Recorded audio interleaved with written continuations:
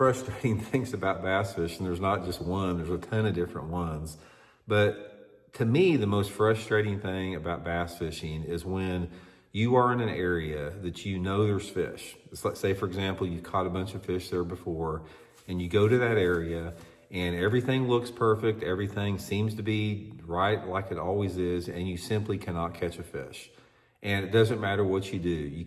You've tried different lures, you've tried different colors, you've tried every different, possible, change that you can make. You've even moved around and fished some of the other places within that area.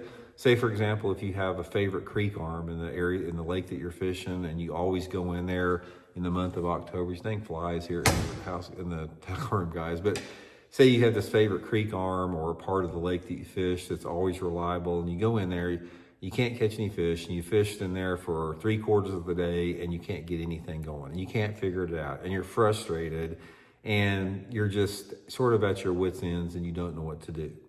Let me give you guys some tips and advice on what to do with that, because actually I encountered that today.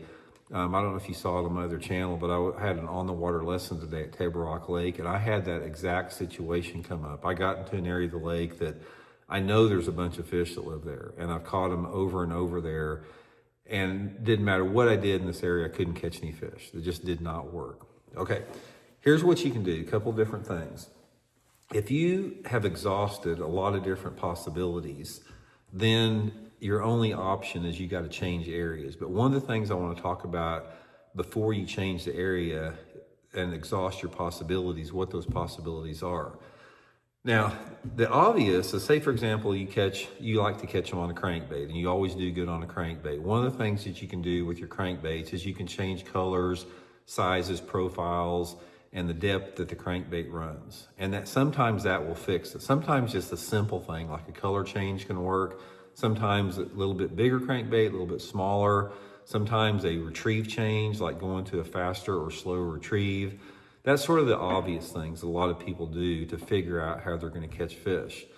But one of the things that once you've exhausted that and you feel that you just can't hit upon the right lure, the first thing you have to do is you have to determine or assess, are the bass wanting to chase a lure, or are they dormant, or they are not aggressive? And obviously that's pretty easy to determine. If you spend 3 or 4 hours throwing a crankbait or spinnerbait or chatterbait, and you've tried different colors and you've mixed it up and you can't get anything going on it, there might be a good indication that the fish aren't chasing, especially if you don't even have any fish follow your bait. And then at that point, try some type of a slow moving